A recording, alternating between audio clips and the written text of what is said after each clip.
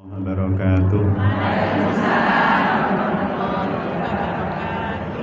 Innal hamdalillah nasta'inuhu wa nastaghfiruh wa na'udzu billahi min shururi anfusina wa min sayyiati a'malina may yahdihillahu fala mudilla lahu wa may yudlil fala hadiya lahu.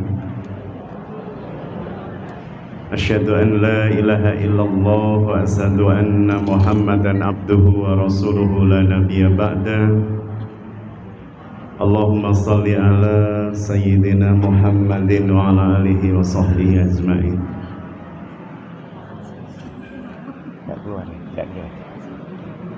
Amma ba'd. Alhamdulillah, para bunda yang dirahmati Allah, kembali diperjumpakan oleh Allah Subhanahu wa taala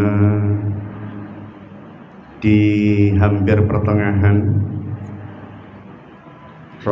Jumadil Awal 1444 Hijriah dalam keadaan sehat walafiat. Kiranya Allah Subhanahu wa taala memberikan keberkahan untuk panjenengan kula sami, kebaikan, perlindungan, masuk ya, sehingga keseluruhan apa-apa yang kita azamkan oleh Allah Subhanahu wa taala diijabah sebagai amal soleh panjenengan kula sami. Salawat salam semoga senantiasa teriktikad biqalbi wa qawlu bil lisan wal af'alu bil arkan ala Rasulillahi sallallahu alaihi wa alihi wasallam. Para bunda yang dirahmati Allah,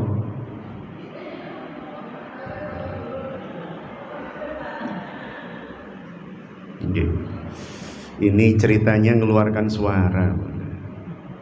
Kalau pas begini dia mau keluar, tapi kalau sudah ditampilkan gambarnya dia nggak, tampilkan penuh dia nggak mau.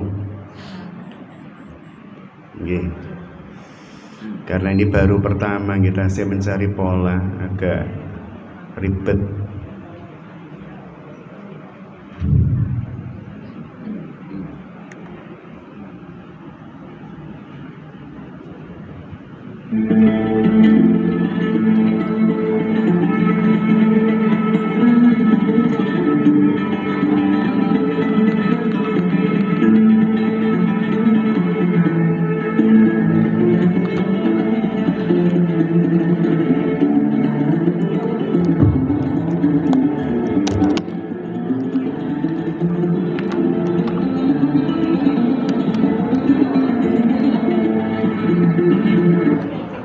Kalau begini soalnya senjatanya harus banyak ini, bawa ini bawa itu, terus kedah.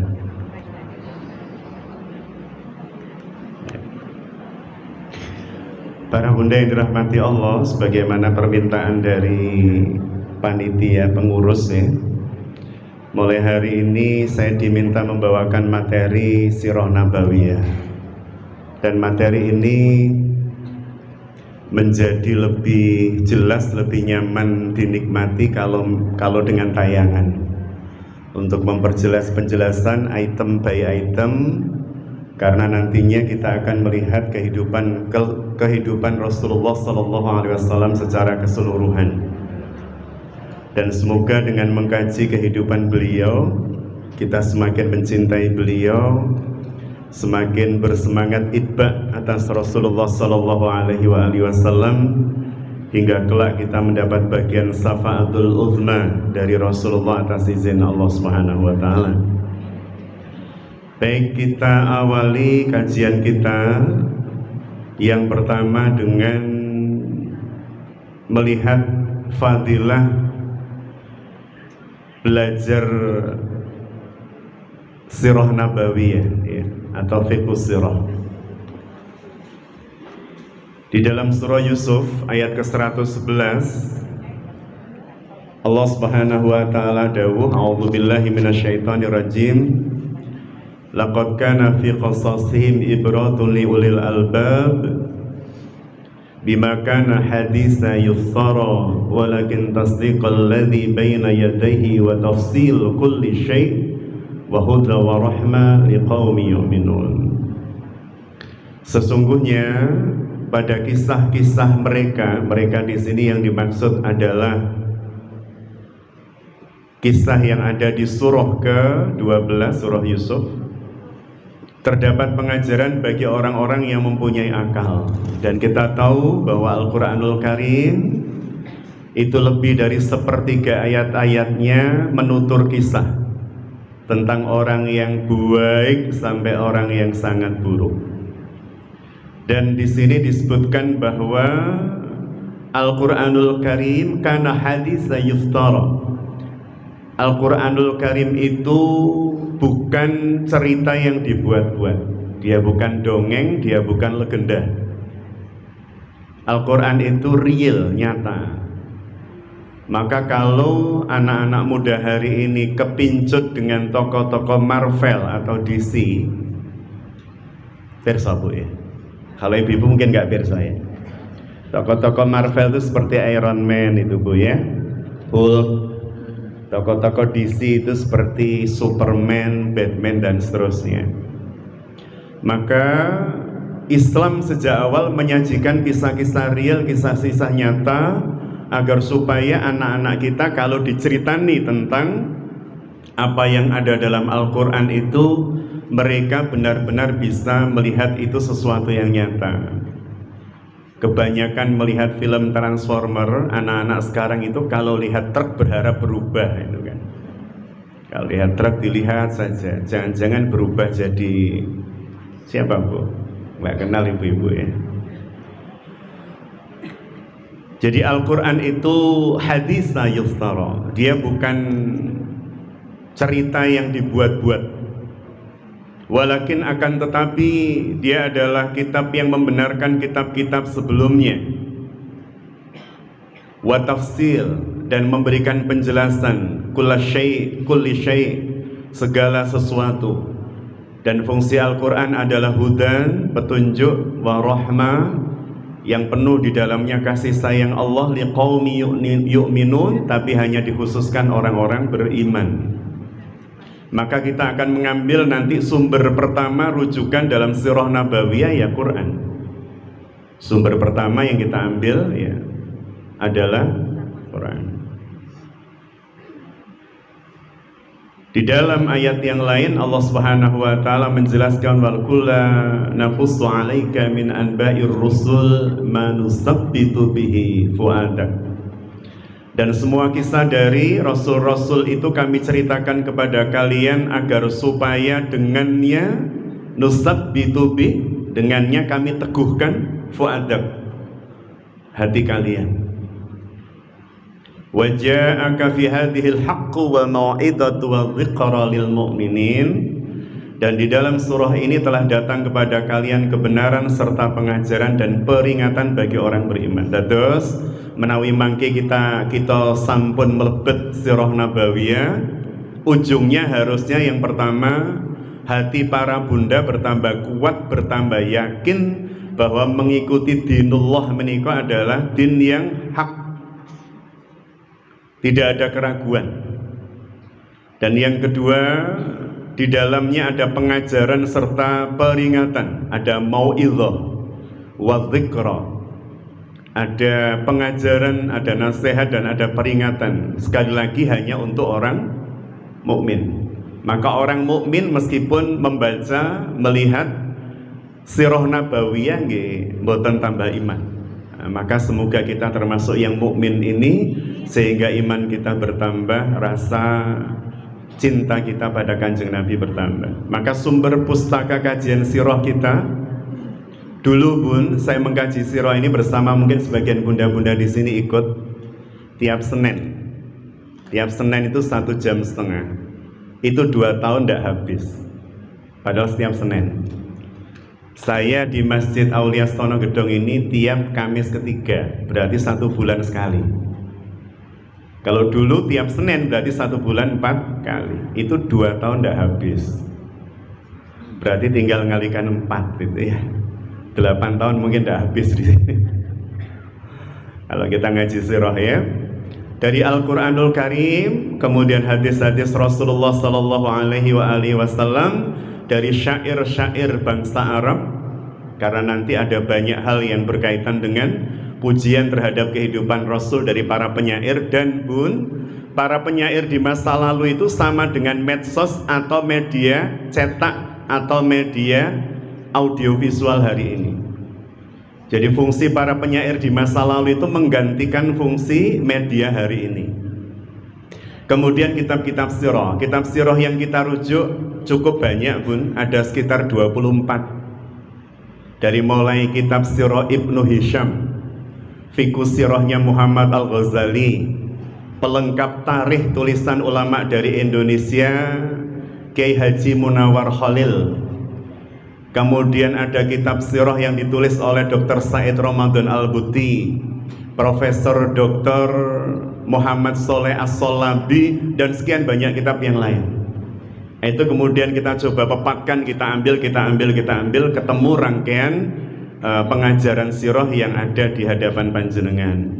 Kalau jenengan mau ngopi materi saya, ini kalau tidak salah Bun ya, mungkin sekitar 600 atau 700an slide gitu ya. Sehingga kadang laptop saya ini error gitu. Saking beratnya filenya. Ini salah satu kitab sirah yang menjadi rujukan kita, Safiur Rahman Al-Mubarakfuri.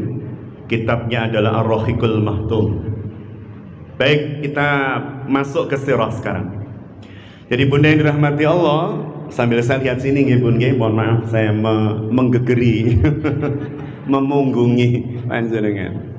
Karena saya mau berdiri jalan-jalan ini mboten cekap niki, kabelipun. Jadi peradaban dunia sebelum Islam datang, ada beberapa peradaban namanya Romawi, Yunani, Persia, India, Cina, Islam. Kenapa ini perlu saya jelaskan? Karena nanti Kanjeng Nabi bersentuhan dengan peradaban ini. Jadi ada peradaban Romawi, peradaban Yunani yang mempersonifikasi Tuhan-Tuhan mereka dalam bentuk yang utuh, dalam bentuk yang mahsusat, yang bisa dilihat. Makanya orang Romawi dan Yunani itu Tuhannya, mohon maaf ya kalau dalam bahasa Mojokertonya itu blegernya kelihatan. Jadi ada Dewi Cinta namanya Venus ya kelihatan. Ada bapaknya Hercules namanya Zeus ya kelihatan. Ada dewa yang dianggap Tuhan yang memangku bumi namanya Atlas ya kelihatan. Jadi mereka mempersonifikasi Tuhan mereka dalam bentuk yang bisa dilihat, bisa didemok, bisa diganti hidungnya, bisa dicat telinganya. Coba bayangkan kasihan Tuhan ya Bu.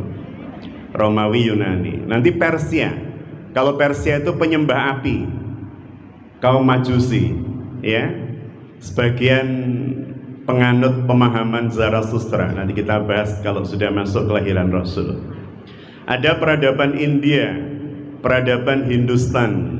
Bagi yang menyukai film Bollywood, pasti tidak asing dengan Sungai Gangga. Jadi Sungai Gangga itu menjadi sungai awal di mana peradaban India hadir. Hampir semua peradaban itu selalu di tepi sungai-sungai besar, termasuk peradaban Persia, Yunani, dan Romawi. Kita ketemu dengan Sungai Tigris, Sungai Eufrat, Sungai Nil, Sungai Gangga, Sungai Huanghe di Cina, Sungai Brantas di Kediri itu ya, tempat nambang. Dan Arab sebelum Islam. Ini peradaban Romawi, sekilas-kilas mawon, karena jenengan juga tidak begitu harus tahu dan tidak akan masuk ujian ini Bu. Apalagi pitakon kubur ngimboten. Kemudian yang menarik begini ini tentang Romawi ini. Peradaban Romawi itu sempat disebut oleh Allah ketika Kanjeng Nabi masih di Mekah. Surah yang turun berkaitan dengan Romawi namanya surah Rum, surah Ar-Rum. Surah yang ayat ke-21-nya menjadi tagline undangan manten panjenengan. Nggih Bu. Terus pundi Bu? Wa min ayat. Hafal Ustaz Fuad. Karena pernikahan beliau pasti dramatis sehingga hafal. Jenengan nyata undangan nitip makanya nggak hafal. Beliau nyatakan sendiri, nyusun sendiri, baca itu kan, wa min ayati an khalaqalakum min anfusikum azwajan litaskunu ilaiha wa ja'ala bainakum mawaddah rahmah ila akhiril ayat. Tidak mungkin orang menikah tagline ayatnya ayat kursi, tidak mungkin. Allahu la ilaha illallah. Nyebar undangan ayat yang muncul al-falaq qul a'udzu birabbil falaq, enggak mungkin. Maka Allah menurunkan satu surah khusus dengan nama Ar-Rum. Itu menunjukkan posisi Romawi ini penting bagi Islam. Bahkan Allah Subhanahu wa taala menyampaikan a'udzubillahi minasyaitonirrajim, bismillahirrahmanirrahim, alif lam mim. Maknanya ya alif lam mim, ghulibatur Rum. Telah dikalahkan bangsa Romawi oleh siapa? Persia. Jadi dulu buat peta itu mudah, Bun. Kalau kita membuat peta dunia itu mudah, karena peta dunia itu cuman ada 2 negara besar dan sisanya bonus. Negara besar yang ada di kanan berarti di timur namanya Persia. Negara besar yang ada di kiri agak atas, agak utara namanya Romawi. Dibagi 2, Romawi Barat ibu kota Rom, Romawi Timur ibu kota Konstantinopel. Bizantium itu ibu kotanya Konstantinopel. Jadi buat peta dulu seperti itu mudah. Yang lain-lain cuman bonus saja, negara-negara nggak dianggap itu kan. Telah dikalahkan bangsa Romawi. Allah membicarakan tentang pertarungan 2 negara superpower saat Kanjeng Nabi masih di Mekah. Ketika Rasulullah di Mekah berarti sampun kagungan negara napa dereng? Saat Rasul di Mekah belum. Sudah membangun peradaban atau belum, Bu? Belum. Kanjeng Nabi itu baru membangun peradaban ketika sudah hijrah ke Madinah. Padahal Kanjeng Nabi belum punya negara, masih dalam keadaan disiksa para sahabat, dizolimi, ditekan dan seterusnya. Tapi Allah sudah berbicara tentang konstelasi geopolitik internasional. Ini Quran loh. Allah tiba-tiba mengirim kabar kepada Rasul, bangsa Romawi kalah fi adnal ard, di bumi yang paling rendah. Kalau di sini diterjemahkan di negeri yang terdekat. Sebagian terjemahan Al-Quran begitu, tetapi sebagian yang lain menyebutkan adnal ard itu negeri atau tanah yang paling rendah. Dan ternyata benar, saat itu Romawi dikalahkan Persia di sebuah tempat di wilayah Yordan. Tempat itu memiliki DPL paling rendah. DPL itu tinggi di atas permukaan lautnya. Ini menunjukkan mukjizat Al-Quran. Fahum wahum fi ba'di ghalabihim sayaghlibun. Dan selepas itu mereka akan menang ya beberapa tahun setelahnya. Jadi bunda yang dirahmati Allah, para bunda yang dirahmati Allah, dan di ayat kelima di ayat keempat Allah Subhanahu wa taala memungkas dengan kalimat begini. Nggih, wa yauma idzin yafrahul mu'minin, dan di hari itu bergembiralah orang-orang beriman. Padahal yang perang siapa ini, Bu? Persia dan Romawi. Persia tadi agamanya apa? Majusi. Romawi Nasrani. Ternyata ketika Nasrani mengalahkan Persia, Allah dawuh di dalam ayat ini, maka hari itu orang-orang mukmin berbahagia. Kenapa? Karena Nasrani itu ahlul kitab, sedangkan Persia itu penyembah api. Ahlul kitab itu memiliki jalur yang sama dengan Islam. Jadi ketika dulu ya Nasrani memenangkan peperangan Romawi melawan Persia, orang-orang mukmin, Kanjeng Nabi dan para sahabat bergembira ria. Maka boleh kita gembira ketika Maroko mengalahkan Spanyol misalnya. Tapi tadi malam kalah. Enggak apa-apa, Bu. Kalah masih tetap sujud, Bu. Saya itu wah respect. Sujud bareng, menunjukkan menang kalah saya tetap menyembah Allah. Itu yang penting, Bu. Oh, Ustaz Hatta suka bola. Beberapa kali lihat ya, 3 atau 4 kali lah sepanjang Piala Dunia ini. Sesekali lihat. Peradaban Yunani nih ya, yang mempersonifikasi Tuhan dalam bentuk-bentuk yang sangat nyata. Sampai ada dewa-dewa yang secara khusus tugasnya di laut. Siapa, Bu? Aquaman, bukan tuh film, Bu.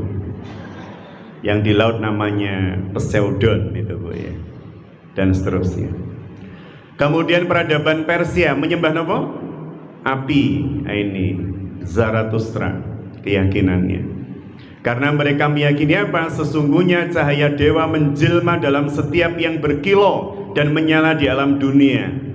Panjenengan para bunda itu kan suka keglowingan. Dan pemahaman Zarathustra mengatakan setiap yang glowing, berkilau, itu ada dewa di dalamnya. Namanya apa bu dewanya bu? Ya make up panjenengan itu. Peradaban India ya dan seterusnya itu ya. Ini peradaban yang berkembang saat itu. Langsung saja saya menuju pada peradaban Islam atau peradaban yang Rasulullah SAW hadir di sana. Ini adalah barat daya Asia. Di sini adalah Arab secara umum. Ini adalah Hijaz. Kemudian di sini ada Makkah, di atasnya ada Madinah. Kemudian di sini ada Jeddah, di sini ada Yanbu, ya, dua pelabuhan terbesar. Pada awal kelahiran Rasul, Mekah itu wabil khusus di sekitar Ka'bah itu dikelilingi kurang lebih 365 berhala-berhala seperti ini. 365 itu berarti setiap hari pindah berhala. Tanggal 1 kalau sekarang ya, 1 Januari misalnya, tahun 2000 sekian berhala A. Tanggal 2 berhala B, tanggal 3 agar supaya memperlakukan adil para berhala tersebut. Karena kalau kemudian ada satu yang nggak disembah, Tuhan yang ngamuk. Kok aku ora disatroni, aku ora disambangi. 365 berhala. Nah ini di seputar Baitullah, Ka'bah hari itu. Ini adalah berhala yang memiliki usia paling tua dalam sejarah penyembahan manusia, yakni berhala yang disembah oleh umat Nabi Ibrahim alaihissalam. Ini yang dipecoki Nabi Ibrahim itu. Jadi berhala-berhala yang kemudian menjadi ikon di Babylon. Babylon itu di wilayah Persia, Mesopotamia lama. Jadi orang menyembah berhala-berhala seperti ini. Bun, hati-hati ya. Berhala-berhala yang dibuat baik dari Nabi Ibrahim sampai Nabi Nuh sampai nanti Rasulullah, itu awalnya adalah patung dari orang-orang alim di masa lalu. Orang alim dipatungkan dalam rangka untuk apa? Menghormati. Lama-lama dilihat kok kayaknya matanya noleh ya, kayaknya kepalanya bergerak ya, kayaknya akhirnya kemudian mereka merasa patung itu ada ruhnya. Maka mulailah disembah. Awalnya menokohkan dan mengkultuskan secara berlebihan itu bahaya, bisa sampai menuhankan. Seperti kasus-kasus yang terjadi pada saat Nabiullah Nuh, Nabiullah Ibrahim hingga Rasulullah SAW. Nah ini yang membawa berhala pertama kali ke Mekah namanya Amr bin Lu'ay. Maka Amr bin Lu'ay ini kemudian dosa yang ditanggungnya luar biasa. Dia membawa dari Syam. Maka setiap orang yang menyembah berhala di Mekah, di Hijaz, itu Amr bin Lu'ay dapat dosa-dosanya. Naudzubillah summa naudzubillah. Maka jangan pernah menjadi contoh dalam keburukan, Bun. Contoh dalam keburukan itu maka menanggung dosa siapapun yang derek di belakang kita. Kalau ngasih contoh itu contoh kebaikan, agar supaya siapapun yang derek panjenengan dapat pahalanya. Saya percepat. Ini kalau ngaji beneran satu persatu Bu kita bahas. Karena ini kan 1 bulan sekali ini pertemuannya lama sehingga harus saya pilihkan yang paling inti saja. Ketika Muhammad lahir, Muhammad Sallallahu Alaihi Wasallam, saya menyebut Muhammad karena ketika beliau lahir kan belum jadi nabi, belum jadi rasul. Ketika beliau akan hadir, akan lahir, agama yang dibawa oleh Abul Anbiya wal Mursalin, bapaknya para nabi dan rasul, yakni Nabiullah Ibrahim alaihissalam, itu masih dipegang oleh orang-orang jahiliyah. Masyarakat Arab kuno diantaranya hormat terhadap Ka'bah. Mereka sangat menghormati Ka'bah, mencintai Baitullah. Tawaf masih dilakukan meskipun tawafnya tidak berlawanan arah jarum jam, tapi searah jarum jam. Haji dan umroh masih mereka lakukan, tapi dikurangi dan ditambahi syarat dan rukunnya. Wukuf di Arafah dilakukan dengan cara tidak sebagaimana Nabi Ibrahim melakukannya, mencontohkannya. Demikian pula penyembelihan binatang, darahnya diusapkan pada berhala-berhala yang mereka sembah. Kemudian setia menjaga kehormatan ini memang kebaikan orang-orang Arab sejak masa lalu. Mereka ini adalah orang-orang yang menjaga kehormatan negeri, bangsa, dan kulturnya. Baik. Mengapa Islam diturunkan di Arab itu ya? Kawasan Arab merupakan kawasan yang penuh berkah, layak menjadi tempat lahirnya dakwah Islam yang merupakan kelanjutan milah Nabiullah Ibrahim alaihissalam, sebab terdapat Baitullah. Berarti memang bangsa Arab itu mendapat anugerah dari Allah dengan hadirnya Baitullah. Setiap wilayah, setiap inci negeri bumi ini oleh Allah diberkahi. Tapi ada tempat-tempat tertentu yang berkahnya melimpah. Di Kediri itu semua tempat diberkahi Allah, tapi ada tempat-tempat khusus yang berkahnya melimpah. Contoh rumah-rumah ibadah kaum muslimin, masjid, musola, langgar, surau, gitu boleh. Maka menjadi tempat-tempat yang penuh berkah. Rumah panjenengan itu semuanya diberkahi, tetapi yang paling berkah adalah tempat di mana panjenengan secara istiqomah sholat di tempat itu. Rumah ada musolahnya, rumah ada tempat khusus bagi kita untuk berinteraksi dengan Allah pagi hari, malam hari, dan seterusnya, baca Quran. Demikian pula dengan tanah di atas bumi ini. Baik, ini saya lewati saja, langsung kita menuju pada, ini gambaran masyarakat Arab, Bu, ya. Ini adalah gambaran masyarakat Arab di masa lalu, tahun 610 Masehi. Sudah ada yang lahir, Bu? Belum, ngimpi aja belum, ya. 610 Masehi, ini keadaan bangsa Arab.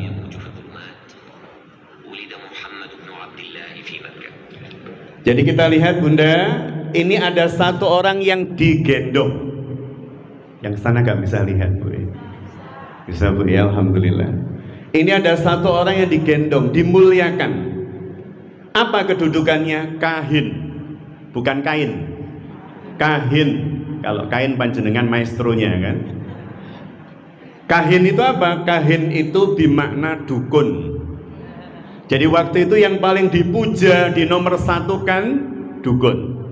Kenapa dukun? Karena amargi langit itu belum diproteksi oleh Allah sebelum Kanjeng Nabi lahir. Belum diproteksi oleh Allah, sehingga jin-jin pencuri berita dari langit namanya ifrit itu bisa menyampaikan kepada para dukun yang menjadi kolega-kolega mereka informasi dari langit. Allah memutuskan takdir, besok si A akan pergi ke sana dan ketemu ini. Disampaikan oleh jin ifrit kepada dukunnya, koleganya, temannya. Bos, Mas, saya dapat informasi dari langit bahwa besok si A akan pergi ke sini ketemu dengan ini.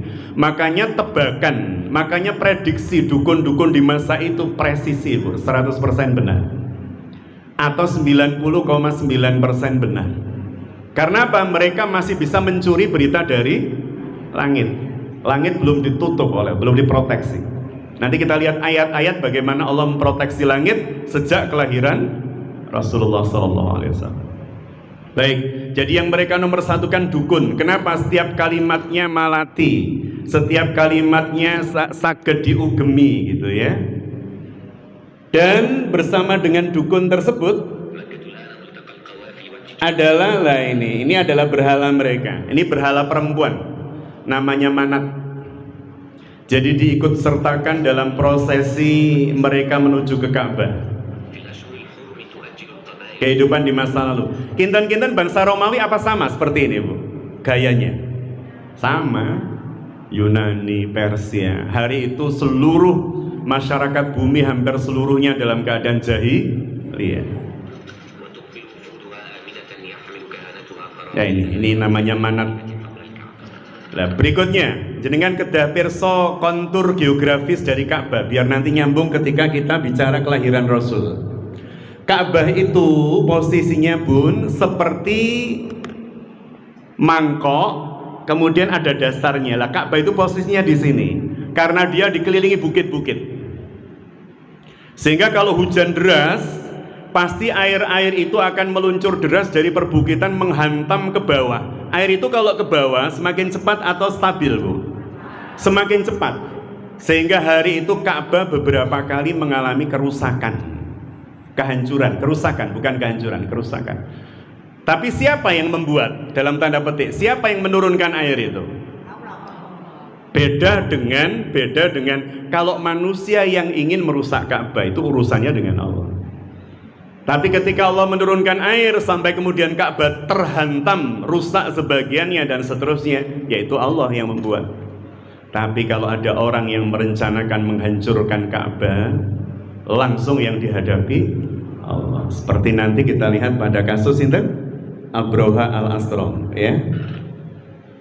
Baik, jadi ini posisi Ka'bah, Baitullah, dikelilingi bukit-bukit. Dan setiap orang mendapatkan sesuatu yang menyenangkan, melahirkan anak, tasyakuran. Baik nggak, Bu? Baik, tapi caranya itu yang kemudian harus disesuaikan dengan syariat Allah melalui Kanjeng Nabi. Kalau dulu orang-orang, ya, ini akikoh, Bu, ini, Bu. Akikoh, ini binatang akikoh.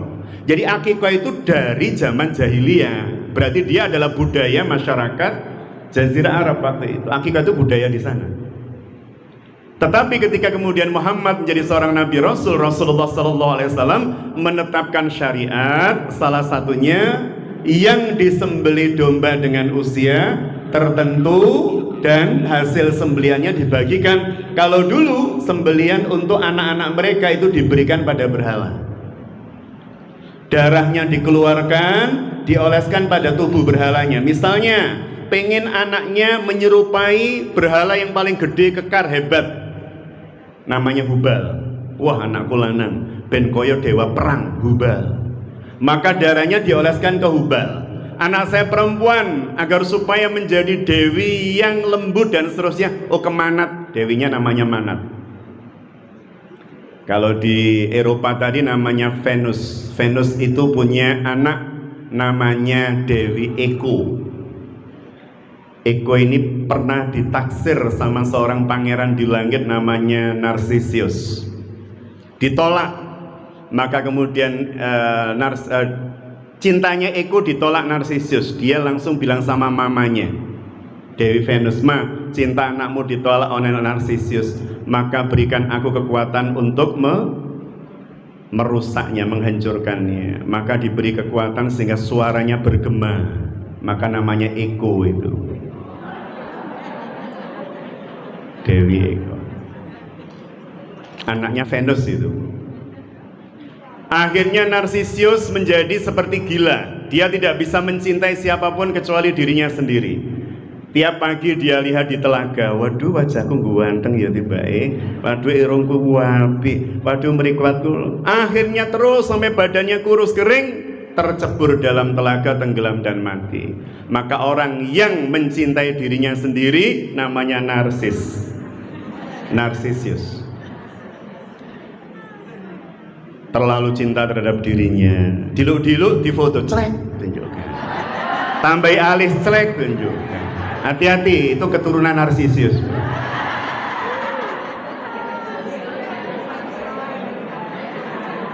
Itu dalam legenda Yunani. Maka dioleskan ini darahnya, tuh dioleskan darahnya. Wahai dewa, wahai Tuhan, semoga anak saya seperti panjenengan. Ya medeni no, Bu. Kayak watu itu kan. Nah ini, jenengan lihat di belakangnya ini orang tawaf ya, kita lihat coba. Ini tawaf. Tawaf ini kan searah jarum jam ini, Bu. Nah, padahal harusnya tawaf berlawan arah. Ini kondisi masyarakat di masa lalu. Baik, siapa tokoh utama mereka? Kahin. Kalau ditanya man rabbuka, kalau mereka ditanya man rabbuka, mereka menjawab Rabbi Allah. Siapa Rob Anda? Siapa yang mencipta panjenengan? Allah, gitu Bu.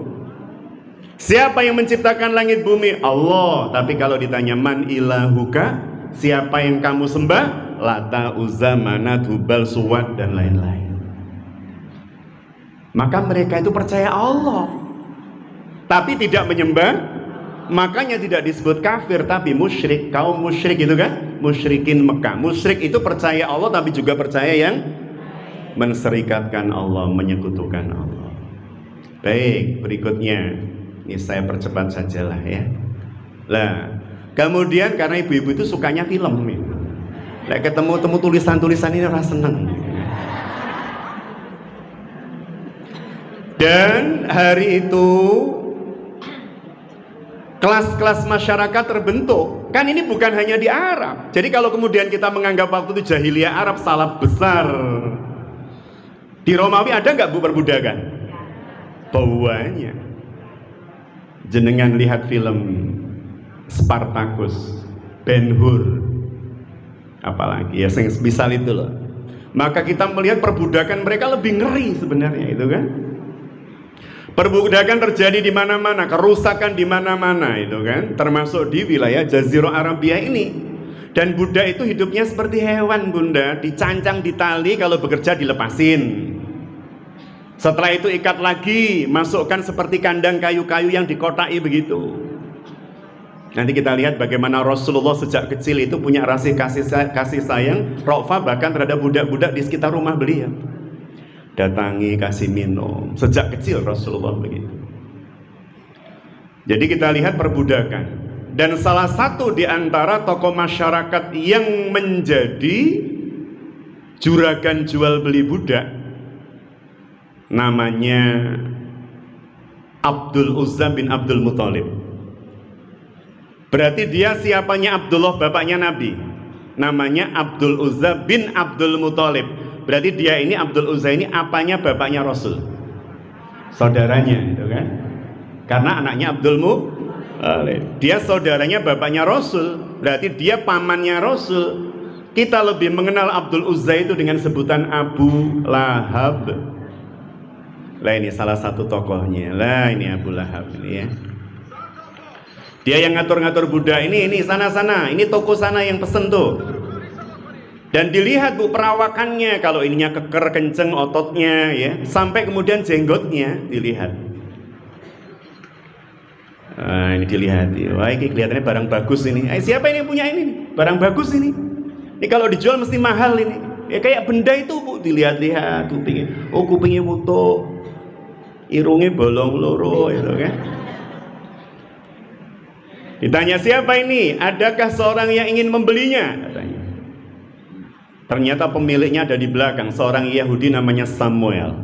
Dia nanti akan ikut masuk Islam karena dia adalah pembaca Taurat yang baik. Samuel ketika masuk Islam diganti namanya Ismail. Nah ini dia tanya siapa ini? Ini yang punya. Itu punya saya. Dia ke Mekah bersama saya, itu budak saya, nggak diperjualbelikan. Maka ketika kemudian sudah terjadi kesepakatan, Abu Lahab bilang karena dia samsaroh, dia maklar Bu. Masa nggak ada komisi, aku sih ngedol nih gitu kan. Komisinya mana? Nah dulu begitu Bu. Lah ini komisinya dalam bentuk permata itu perhiasan. Cocok ini guys. Tak gonang toko apa Bu? Mas juga. Saya nggak hafal Bu ya. Toko Mas Fuad itu kan. Kita masuk sekarang kelahirannya. Bu ini sampai jam berapa Bu? Udah 9:30. 11 Bu, astagfirullahaladzim. Pun sebentar lagi aja ada ya. Para bunda yang dirahmati Allah, kita masuk kelahiran Rasulullah. Ini bagian terpentingnya untuk hari ini. Hari ini bagian terpentingnya di sini. Yang panjenengan ingat dari kelahiran Rasulullah Sallallahu Alaihi Wasallam itu hari apa Bun? Senin.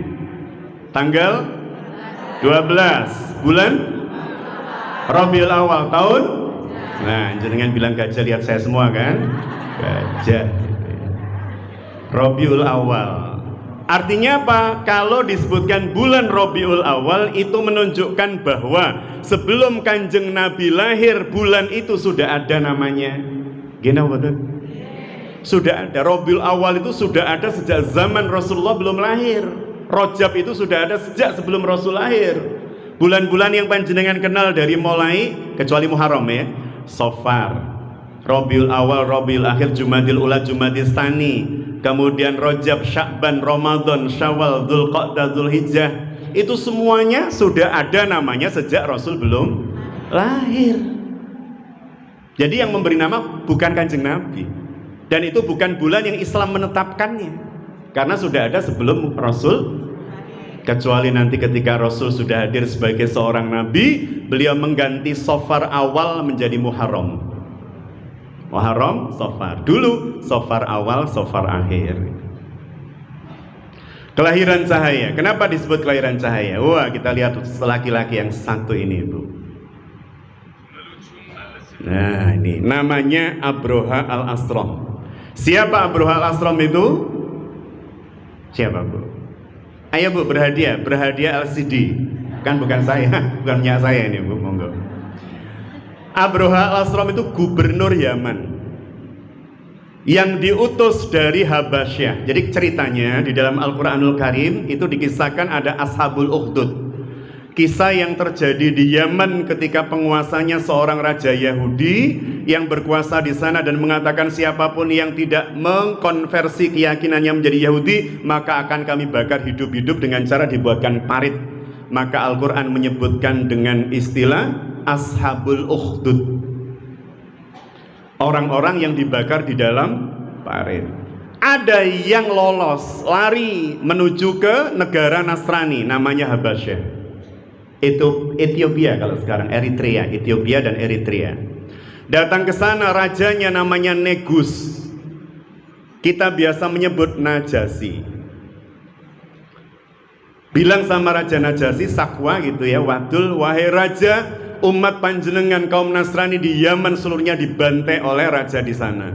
Maka kemudian Raja Habasyah mengirim 2 panglima dengan pasukan bergajah terbaiknya. Yang pertama namanya Abroha, yang kedua namanya Aryad.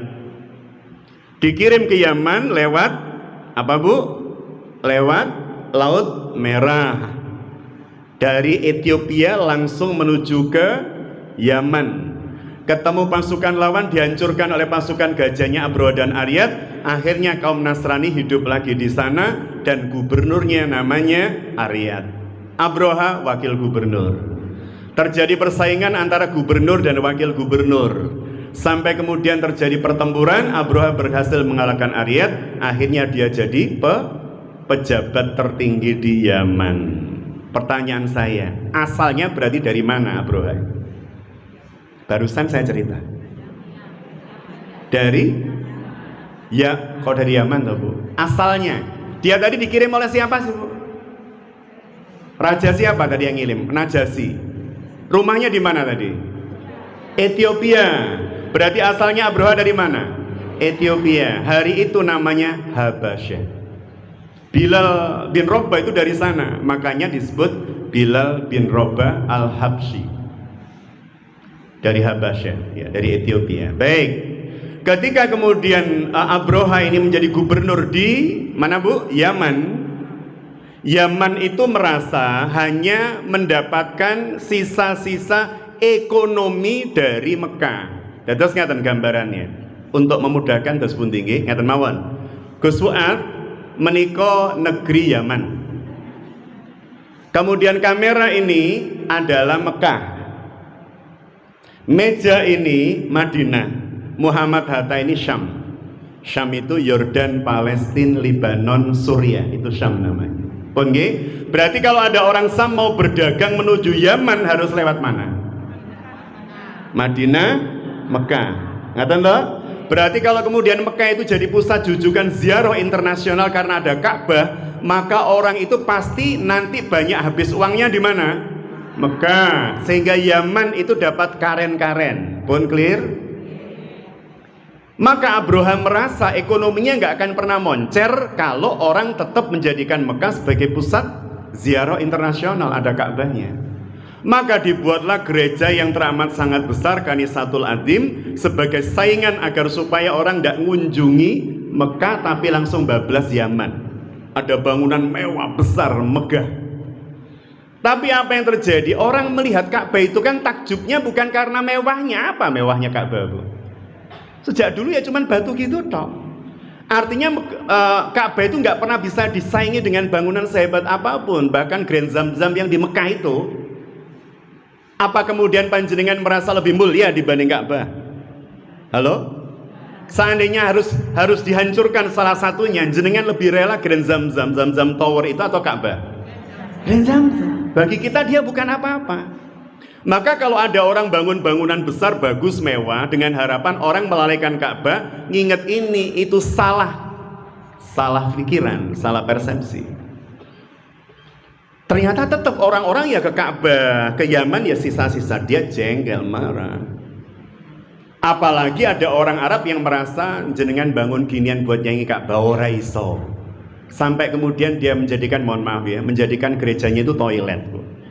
Nguwamu Abraha, wah nggak bisa ditolerir, kami akan menghancurkan Ka'bah. Jadi menghancurkan Ka'bah itu karena motif apa sebenarnya, Bu? Ekonomi. Ada nggak orang bersebab motif ekonomi menghancurkan kehidupan orang lain? Banyak. Bahkan sebuah negara menghancurkan negara lain. Banyak. Itulah yang terjadi pada Abraha. Maka dia berangkat menuju ke Mekah membawa tentara apa? Bergajah. Abraha paling depan menaiki gajah yang paling besar. Nanti kita lihat. Namanya kalau dalam ilmu biologi itu, zoologi itu namanya mammoth. Pernah lihat, Bu, gambarnya mammoth? Belum pernah? Jenengan nggak suka biologi, jenengan suka resep masakan. Namanya mammoth, gajahnya super, paling besar, dinaiki Abraha. Pertanyaan saya, kalau anak-anak kita itu, saya tanya itu banyak nggak paham, Bu, banyak nggak ngerti kalau Abraha itu di Habasya. Mereka itu taunya Abraha dari Yaman. Banyak nggak ngerti. Dan mereka merasa bahwa tentara bergajah itu dari Yaman. Ini kan salah kaprah. Pertanyaan saya coba, Yaman itu kan Jazirah Arab. Kalau gajah itu diciptakan oleh Allah untuk berjalan di Jazirah Arab, di gurun, berarti Allah salah desain. Namanya gurun pasir, Bu. Binatang yang diciptakan nggak mungkin segede gajah begitu. Yang kalau kemudian berjalan jelek, kakinya menancap di pasir, sulit berjalan, berat. Maka Allah menciptakan binatang khas gurun namanya onta. Jadi dari situ saja anak-anak kita banyak yang belum ngeh, Bu. Anak-anak kita yang belajar di sekolah. Bahkan saya berhadapan dengan beberapa guru agama nggih mboten pirsa, padahal ini sejarah Nabi kita itu. Maka bunda yang dirahmati Allah, Abraha datang dengan tentara bergajah, nyampe di pintu gerbang Mekah atau hampir nyampe di pintu gerbang Mekah. Mereka melihat ada 200 ekor unta bagus-bagus. Beberapa warnanya putih yang sekarang atau kemarin waktu kontes di Saukul Ukas menjadi unta termahal tahun 2022. Kalau nggak salah 6,5 miliar. Onta warna putih. Keturunan siapa kira-kira? Keturunan untanya Kanjeng Nabi, namanya Qaswa. Yang pakai baju putih ini, Bun, lah yang kelihatan cuman lah sekian ini. Ini adalah Abdul Muthalib. Siapa Abdul Muthalib? Paman, Bu. Kakek, Bu. Kalau pamannya itu Abu Thalib. Ayo jenengan nanti belajar bareng sama saya. SKI loh. Ini adalah kakek Rasulullah yang berhadapan dengan Abraha. Kakek Rasulullah itu nama aslinya Syaibah bin Hasim bin Abdul Manaf. Syaibah menikah artinya pun wan. Wan itu apa? Wan. Uban. Syaibah karena sejak dia lahir sudah wanen loh. Mbahnya Kanjeng Nabi, maka diberi nama Syaibah. Syaibah bin Hasim bin Abdul Manaf. Kenapa disebut dengan Abdul Muthalib? Karena Syaibah ini anaknya siapa tadi? Hasim. Makanya Rasul itu disebut keluarga Bani Hasim. Jadi Syaibah bin Hasim bin Abdul Manaf. Syaibah anaknya Hasim, anaknya Abdul Manaf. Lah Hasim ini punya saudara namanya Muttalib. Diingat-ingat Bu. Muttalib itu siapa? Saudaranya Hasim. Berarti apanya Abdul Muttalib? Paman. Jadi pamannya Syaibah, pamannya Abdul Muttalib namanya Muttalib. Jadi ketika Hasim itu meninggal, dia punya istri di Madinah, kemudian meninggal di sana. Anaknya sudah mulai tumbuh remaja, didatangi oleh pamannya dari Mekah namanya Muttalib. Dari paman enak. Berdagang di Mekah, bapakmu dulu pedagang. Kalau di Madinah kamu jadi petani. Ayo ke Mekah. Ikut ke Mekah. Muttalib itu dikenal pedagang budak. Membawa ponaannya namanya Syaibah di sebalik punggungnya, naik unta memasuki kota Mekah. Orang-orang pada jembelerit, itu Muttalib bawa budak baru, budak kecil.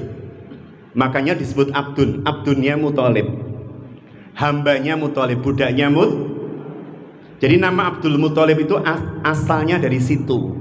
Bukan kakeknya Nabi namanya siapa? Abdul Muttalib, bukan, itu lakopnya, sebutannya. Namanya siapa? Syaibah bin Hasim. Syaibah bin Hasim bin Abdul Manaf.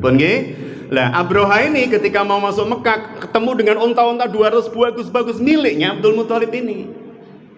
Dirampas unta itu. Abdul Muttalib dengar, langsung dia bergerak menuju ke tempat Abroha. Didatangi Abroha. Terjadi diskusi. Ini suaranya dari sini mungkin ya Mas. Oh bukan nih, kok tidak bisa dengar. Jadi Abroha ini ketika bertemu dengan Abdul Muttalib awalnya takjub, wong ganteng, rambutnya putih kabeh, brengose putih, jenggotnya putih. Orang berwibawa sekali. Akhirnya sampai dia turun dari singgasananya untuk ngobrol dengan Abdul Muttalib. Apa yang kamu minta? Saya mau menghancurkan Ka'bah. Kata Abdul Muttalib, aku nggak minta apa-apa, unta kulun jenengan balik nih. 200 unta saya. Kata Abroha, kebangetan, saya menghormati Anda, saya pikir Anda itu tidak mikir harta, ternyata kesini mau minta unta, saya pikir mau melindungi Ka'bah. Kata Abdul Muttalib, unta itu Robbi, ana Robbi, Robbil ibil, aku adalah Robnya ibil, aku pemilik ibil itu. Tapi kalau Ka'bah dia punya Robbun sendiri, dia punya pemilik sendiri dan dialah yang akan membelanya. Kalau unta saya yang bela, yang punya saya. Ka'bah itu miliknya Allah, maka Allah yang akan membela. Nah, disampaikan begitu kepada Abroha. Oh sampai gono ya alasan kata Abroha. Ya saya akan hancurkan Ka'bah. Nah ini kita lihat ya dari obrolan ini Bu. Ini ada mutarjimnya, ini ada penterjemahnya ini menunjukkan bahwa Abroha itu bukan orang Arab memang. Orang mana tadi? Etio. Nah, ini mutarjimnya dari Afrika ini. Penterjemahnya itu kan. Ini Abdul Muttalib kakek Kanjeng Nabi Guagah. Kata sang pembuat film, beliau mencoba untuk mengambil pemeran-pemeran sebagaimana khobar-khobar di dalam hadis-hadis yang sahih. Gambaran kakek Nabi itu begini perawakannya, dia cari bintang yang mirip dengan itu. Ibu Nabi itu begini, dia cari gitu ya. Dan lain-lain, termasuk ini paman Nabi, ini Abu Thalib di belakangnya ini.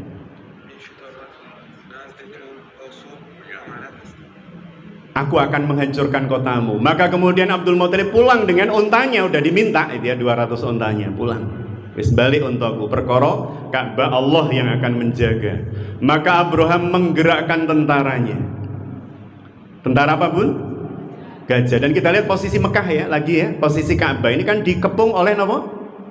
Dikepung oleh bukit itu kan. Disuruh pergi seluruh penduduk Mekah ini oleh Abdul Muttalib. Sesaat lagi pasukan bergajah Abroha akan menghancurkan kita. Kita nggak mungkin melawan. Silakan Anda pergi ke bukit-bukit untuk berlindung. Aku akan bermohon kepada sang pemilik Ka'bah. Maka dia bertabaruk dengan Hajar Aswad. Itu Hajar Aswad di sini. Dulu pintu Ka'bah itu di bawah Bu. Pintu Ka'bah itu pindah 3 kali. Di masa Ibrahim di bawah, di masa di masa kerajaan-kerajaan sebelum Rasul di atas, di masa Rasul di bawah lagi, masa kita taruh di atas lagi, berarti 4 kali. Jadi Abdul Muttalib bilang sama Allah, ya Allah, lawang bait ini milik panjenengan, Ka'bah ini milik panjenengan, ini rumah panjenengan ya Allah. Kami ini cuman pelayan panjenengan ya Allah, berlindung pada panjenengan ya Allah. Maka lindungilah bait-Mu ini ya Allah. Maka kemudian setelah dia menangis berdoa pada Allah, Allah mengirim jundullah, tentaranya, berupa Tayron ababil, burung yang berbondong-bondong. Ababil itu artinya berbondong-bondong, bukan nama burung. Tayron ababil, burung ababil, burung yang berbondong-bondong, burung-burung kecil. Mungkin berikutnya nanti saya bawakan kabelnya Ustaz Fuad, biar suaranya bisa keras. Nah ini Tayron ababil, jutaan burung dikirim oleh Allah dan gak tanggung-tanggung. Ketika nyampe di Mekah, yang dilakukan adalah dia memutari Baitullah, bertawaf 7 kali, bergerak dari kanan ke kiri sebelum menghantam pasukan Abroha. Jangan bayangkan manuk emprit loh, jangan ya. Ini beda. Ini Masya Allah, memang pilihan Allah. Ada jutaan yang kemudian mereka berputar memutari Ka'bah, Baitullah, sebelum kemudian mendatangi batas kota Mekah. Dan di paruh, bahkan di tangan, nah ini Bu, tentara bergajah. Ini yang paling depan mamut namanya, gajah paling gede.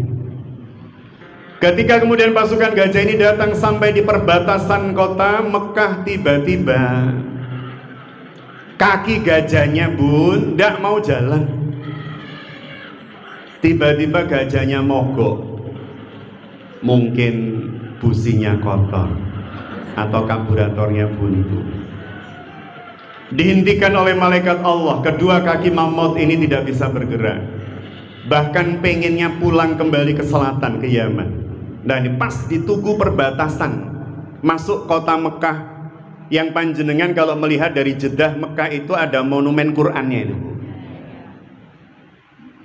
Ditahan kakinya oleh Allah Subhanahu wa Ta'ala melalui malaikatnya, nggak bisa masuk. Semua gajahnya diem, bahkan gajahnya pingin pulang Bu.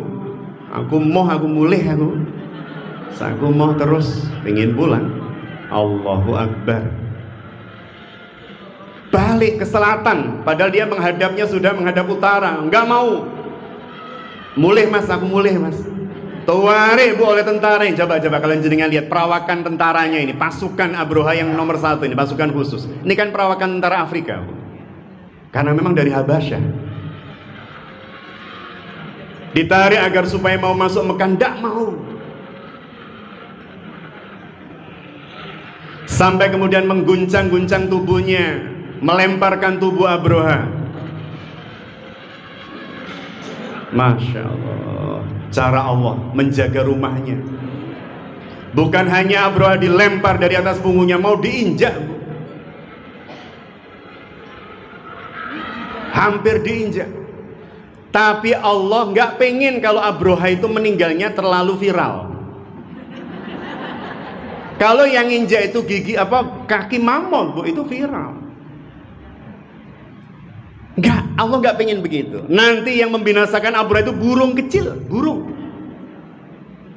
Kalau matinya oleh gajah, gajahnya gede, masih hebat.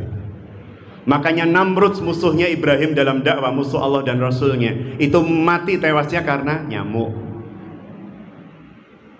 Abroha itu ingin dihinakan oleh Allah. Kalau mati karena mamut, wah terlalu keren, besok pasti viral, masuk ke acara entertainment gitu kan. Nggak, saya nggak ridho Abroha, saya yang punya nyawanya. Nanti matinya dengan burung kecil saja udah cukup gitu ya. Maka ditahan. Ada orang bunuh diri pengen keren. Saya pengen bunuh diri Ustaz, tapi pengen keren viral, ditabrak kereta eksekutif. Dia nggak mau Bu, nabrak kereta dong, nggak mau. Ekonomi Ustaz nggak mau. Waduh ini ya. Baik. Dia diselamatkan oleh Allah untuk dihinakan hanya. Gajah-gajahnya pulang Bu, pulang ke Yaman. Gak bisa dibendung, burung-burung ini masih tawaf. Allah memberikan kesempatan, gajah-gajah gak ikut salah. Gajahnya kan gak ikut salah Bu, yang salah kan manusianya. Maka gajahnya diselamatkan oleh Allah Subhanahu wa Ta'ala. Dia menyelesaikan putaran ke-6-nya, tawaf di putaran ke-6-nya. Sampai kemudian pada putaran ke-7 ganti, bukan gajahnya yang ngamuk, kuda-kuda prajurit kavaleri juga ngamuk. Ini bergerak menuju ke tempat pasukan Abroha. Sudah putaran ke-7 selesai, mengepung pasukan Abroha, tapi belum melepaskan batu-batu neraka, sijil dari tangannya, bersebab masih ada makhluk tidak berdosa lainnya. Siapa? Kuda. Kudanya ngamuk seperti gajah tadi. Semua pasukan di atas punggungnya dilempar. Sampai kemudian ketika mereka sudah berhasil balik rame-rame ke Yaman menuju selatan, maka burung ababil mengepung pasukan, menjadikan langit tertutup oleh jutaan, tubuh mereka menjadi gelap gulita. Baru selepas itu batu-batu dari sijil dilepaskan oleh Tayron ababil, tarmihim bihijaratin min sijil. Ini batu-batu min sijil dari api neraka, dari neraka, dan menembus tubuh-tubuh manusia seperti daun-daun yang dimakan ulat, ka'asfim ma'kul. Allahu Akbar. Maka inilah cara Allah menghukum jumawanya manusia, dengan cara yang paling menyayat itu ya, mengerikan. Pun saking mriki mawon cekap nggih. Wanjang Bu panjang, masih kurang berapa tahun? 4 tahun gitu. Sekali pertemuan kan sekian saja gitu kan. Baik, Bunda yang dirahmati Allah.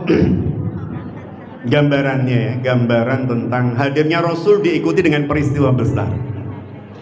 Jadi sebada pasukan gajah dihancurkan, 1-2 minggu selepasnya Rasulullah SAW dilahirkan. Maka kelahiran beliau kemudian dikenal di tahun gajah, bukan pas pasukan gajah dihancurkan.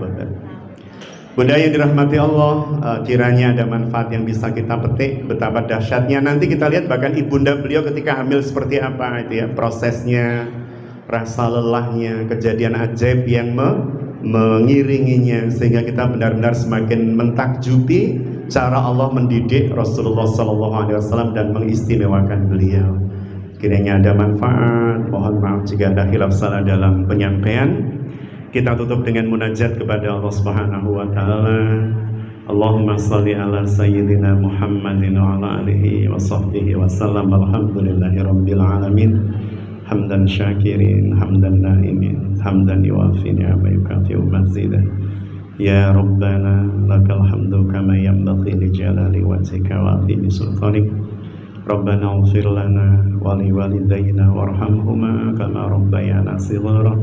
Rabbana hab lana min azwajina wa dhurriyyatina qurrata a'yun waj'alna lil muttaqina imama. Allahumma ya Allah, hadirkan sakinah, mawaddah, warahmah atas seluruh keluarga para bunda Majelis Ta'lim Istiqomah Qalbun Wahid ini.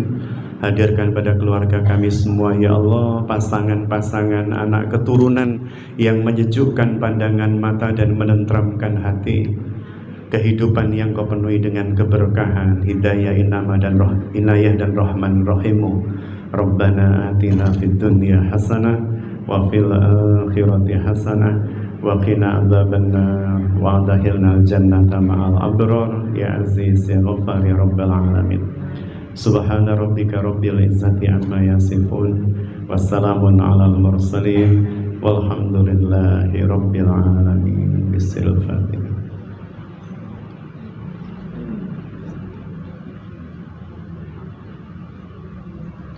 Amin ya rabbal alamin. Demikian pula yang dirahmati Allah. Jazakumullah khairan katsira. Billahi taufiq wal hidayah. Wallahul muwaffiq ila aqwamit thoriq. Assalamualaikum warahmatullahi wabarakatuh.